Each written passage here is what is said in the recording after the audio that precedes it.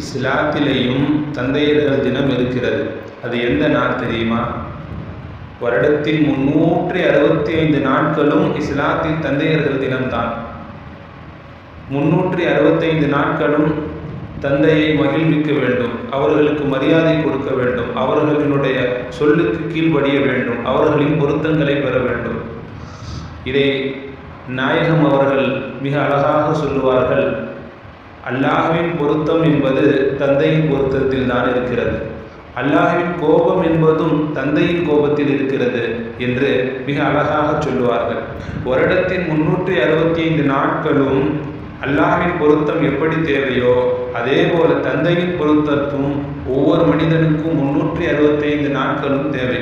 வெறும் ஒரு நாளை எடுத்துக்கொண்டு அந்த நாளில் மட்டும் பெற்றோர்களுக்கு, குறிப்பாக தந்தைக்கு மரியாதை செய்துவிட்டு, அவர்களுக்கு கீழ்ப்படிந்து விட்டு, அவர்களுடன் இருந்த போட்டோவை ஸ்டேட்டஸாக பகிர்ந்து கொண்டு விட்டு மகிழ்ச்சியை வெளிப்படுத்துவது, இது மார்க்கம் சொல்லித்தரக்கூடிய ஒரு அணுகுமுறை அல்ல. மாறாக 365 நாட்களுமே பெற்றோர்களுடன் இருந்து அவர்களுடன் இரண்டர கலந்து அவர்களினுடைய பொருத்தத்தை பெற வேண்டும் என்ற உன்னதமான ஒரு வாழ்வியலை இஸ்லாம் கற்றுக் கொடுக்கிறது.